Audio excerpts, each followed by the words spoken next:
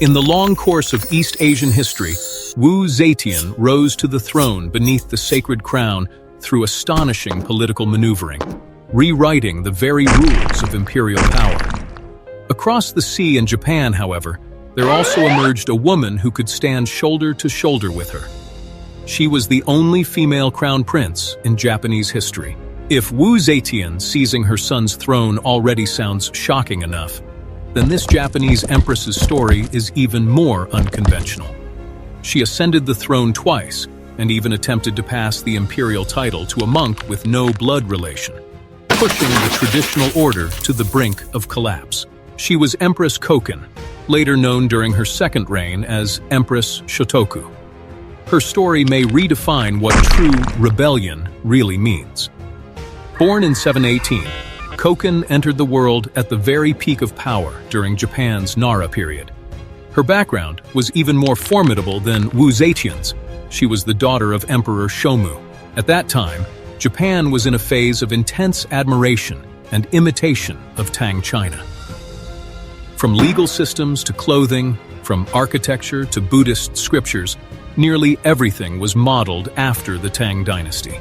Yet Emperor Shomu faced an awkward and dangerous problem. He had no surviving male heir. In the logic of that era, having no son meant your family corporation was on the verge of being carved up by ambitious collateral aristocratic families, especially the powerful Fujiwara clan. But Shomu was an extreme reformist. He made a decision that sent the entire aristocracy into shock. He appointed his daughter, Princess Abe, as crown prince. Pay attention to that title. This was the only time in Japanese history that a woman was officially named crown prince. This meant Abe was not a temporary placeholder. She was the designated future ruler. From that moment on, she became a thorn in the side of Japan's male-dominated elite. Under countless hostile gazes, she had to learn how to rule. In 749, at the age of 31, Abe ascended the throne as Empress Kōken. But this was a deeply constrained reign. Although she sat on the throne, two immensely powerful figures dominated the political boardroom behind her. Empress Kōmyo, her mother, a highly controlling and devout Buddhist woman. Fujiwara no Nakamaro, a brilliant yet deeply ambitious court official. During this phase, Kōken was more like a carefully managed figurehead CEO, jointly shaped by her mother and the powerful minister. Using her imperial authority, they launched massive Buddhist construction projects that drained the national treasury. Yet from this experience, Kōken learned her first lesson in power: the strategic use of religion. She began to invest heavily in Buddhism, commissioning enormous statues and temples. At the time, this was not merely an act of faith, it was also an expansion of cultural soft power. After her mother's death, however, Kōken felt an overwhelming sense of isolation. She grew weary of being a puppet manipulated by aristocrats. In response, she made a shocking decision. She abdicated the throne. She passed power to a distant relative, the puppet ruler Emperor Junin, chosen by Fujiwara no Nakamaro, and withdrew to a temple, taking Buddhist vows as a nun. But this was not surrender. It was a calculated strategic retreat. She needed to step outside the tightly controlled formal system and seek a new, independent source of power, one that belonged solely to her. After her abdication, Empress Kōken became a retired sovereign known as a cloistered ruler.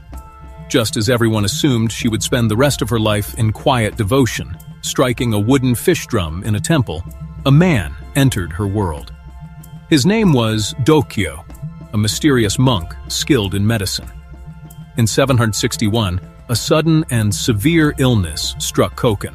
Dōkyō, through what was described as a kind of mysterious treatment, cured her. In official histories, he is portrayed as a highly capable healer. But in unofficial accounts, and in the eyes of some Western historians, he appears more like a Rasputin-like figure, a strange monk possessing psychological influence and extraordinary personal charisma. This marked one of the most famous cross-class alliances in Japanese history. Kōken never married, and had long lived under the shadow of her mother and the court bureaucracy. For a woman who was isolated, repressed, and already retired from power, Dōkyō offered more than medicine. He offered a powerful suggestion that she could control everything. He became not just her physician, but her spiritual anchor, and the only person she truly trusted. This relationship instantly enraged the court. Officials publicly humiliated Dōkyō and even plotted to eliminate him. The de facto ruler at the time, Fujiwara no Nakamaro, openly condemned what he saw as an immoral relationship. Nakamaro believed he could once again suppress this woman using the familiar tools of morality and tradition. But he was wrong. In 764, unable to tolerate the situation any longer, Nakamaro launched a coup in an attempt to depose the disobedient retired empress. On paper, it should have been an easy victory. Nakamaro controlled the military and held influence over the reigning emperor, Emperor Junin. But Kōken demonstrated a level of decisiveness and strategic instinct that rivaled, even surpassed that of Wu Zetian. She quickly mobilized lower-ranking forces aligned with Buddhist institutions and leveraged Dōkyō's influence within the religious sphere to encircle Nakamaro. The fighting was brutal. In the end, Nakamaro, the once all-powerful aristocrat, was executed, his head severed. Emperor Junin was stripped of his title and exiled to a remote, freezing island, where he later died under suspicious circumstances during an alleged escape attempt. Kōken ascended the throne for a second time. This time, she took a new name, Empress Shōtoku. She returned to the familiar imperial hall, but with a completely transformed mindset. Her message to the aristocracy was clear. Rules, I am the rules. If you despise me as a female emperor, then I will hand this nation over entirely to those I trust. Back at the peak of power, Shōtoku launched one of the most unusual governing experiments in Japanese history, a kind of theocratic power structure. She appointed Dōkyō as Grand Minister, and later elevated him to the title of Hu, Dharma King, allowing him to wear garments equivalent to those of the emperor and share in imperial authority. The symbolism was profound. In Japanese tradition, the emperor ruled the secular world, while the Dharma King represented spiritual authority. It was as if a CEO suddenly announced she would give half the company's power to her personal therapist. The entire bureaucratic elite was thrown into chaos. Shōtoku began a sweeping purge of disobedient aristocrats. Her methods were strikingly modern, almost a form of decentralization. She stopped relying on hereditary noble families, and instead promoted large numbers of minor monks and common officials. Her message to the nation was radical. Bloodline no longer matters. Only loyalty to me and to the Buddha will determine your rise. This was not mere obsession. It was a calculated restructuring of power. By elevating religious authority, she sought to dismantle the centuries-old aristocratic system and rebuild the foundations of governance itself. Intoxicated by the drug of power, Empress Shōtoku made the most radical gamble of her life. In 769, shocking news spread across Japan. The deity of Usa Hachiman Shrine had spoken.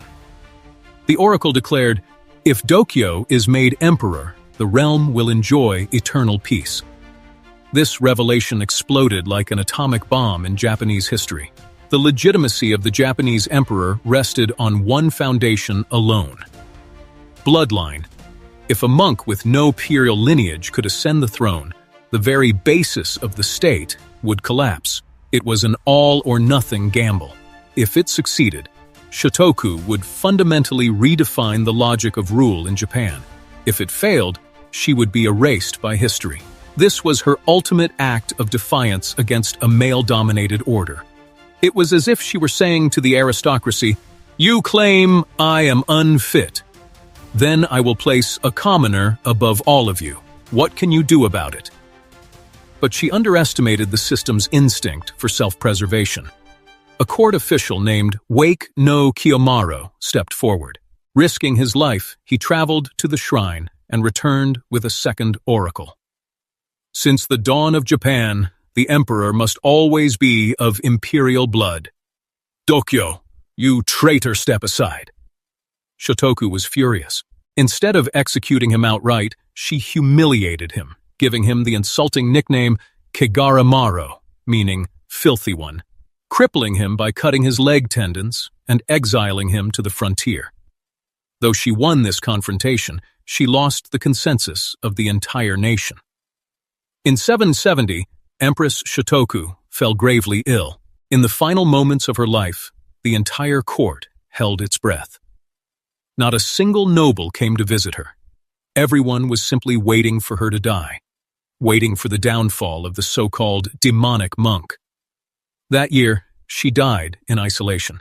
The moment she passed, Dōkyō was stripped of all titles and power, exiled to a remote countryside where he ultimately died alone, forgotten near a refuse heap. More importantly, the Japanese bureaucratic elite had been deeply traumatized by her reign. To ensure that no second Kōken would ever emerge, and that no monk would again come close to the throne, the imperial institution made an extreme decision. For the next 8 to 9 centuries, women were effectively barred from becoming emperor. With her radical gamble, Shōtoku brought a dramatic and tragic end to the era of female emperors in Japan. If Wu Zetian was a successful usurper, then Shōtoku was a failed revolutionary. She attempted to use the egalitarian ideals of Buddhism to break the hierarchy of bloodlines, and personal conviction to challenge a vast and entrenched system. She failed, but the story she left behind, filled with religious fervor, illusion, and political ambition, remains one of the most dramatic chapters in ancient Japanese history. And when you look at the modern Japanese imperial system, which still largely adheres to male succession, remember this. It may well be the lingering psychological shadow of a woman named Kōken, who, 1,300 years ago, placed an audacious and magnificent bet against the entire order of her world.